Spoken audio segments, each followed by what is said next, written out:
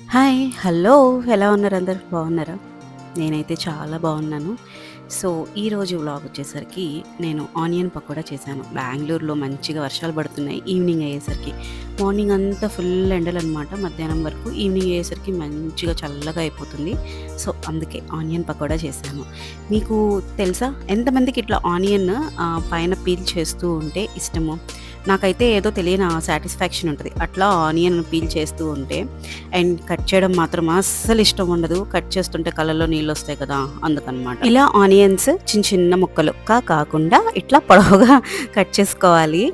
ఇట్లా పొడవుగా కట్ చేసుకున్న తర్వాత మంచిగా ఒక దాంట్లోకి అంతా సర్వ్ చేసుకోవాలి. నేను ఇది చేస్తుంటే మా హస్బెండ్ వచ్చారనమాట. "ఏం చేస్తున్నావు?" అని చెప్పి అడగడానికి. సో, చెప్తున్నాను. అండ్ ఇట్లా ఉప్పు వేసుకున్నాను. ఉప్పు కొంచెం వేసుకున్న తర్వాత నేను దీంట్లో కొంచెం కారం కూడా వేస్తాను. ఎందుకంటే లైట్‌గా కొంచెం కారం తగులుతూ ఉంటే టేస్ట్ ఇంకా బావుంటుంది. ఒకసారి ఇట్లా కూడా ట్రై చేసి చూడండి. ఆ తర్వాత మొక్కజొన్న పిండి. ఇది వచ్చేసరికి కార్న్ ఫ్లోర్ కూడా ఒక 2-3 స్పూన్స్ వేసుకున్నాను. నాకు కొంచెం క్రిస్పీగా ఉండడం ఇష్టం అనమాట. అందుకు నేను ఒక 2-3 స్పూన్స్ వేశాను.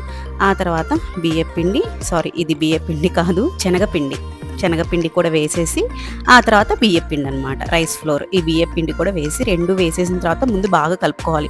వాటర్ అసలు ముందుగానే అప్లై చేయొద్దు. అంటే ఆనియన్స్‌లో ఉన్న వాటర్ బయటికి వస్తది. ఇట్లా పిసుకుతూ కలుపుతూ ఉంటే.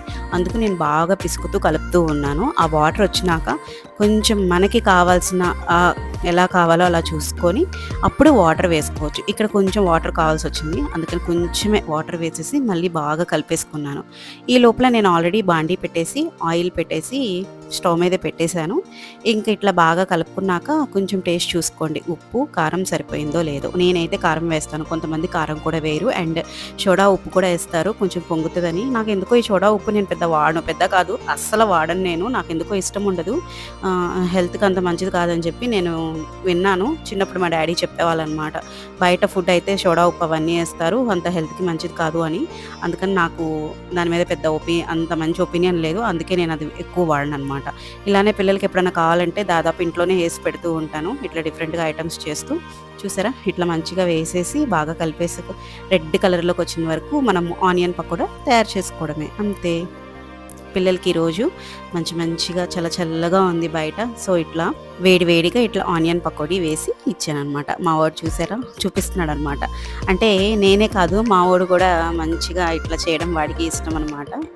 టేస్ట్ మాత్రం చాలా క్రిస్పీగా ఉన్నాయి. మా వాడికి అంటే మా బాబుకి దాంట్లో సాస్ ఉంటుంది కదా, కెచప్ వేసుకొని తినడం అంటే చాలా ఇష్టం అనమాట. ఎక్కువ దాంట్లో నంచుకొని తింటూ ఉంటాడు.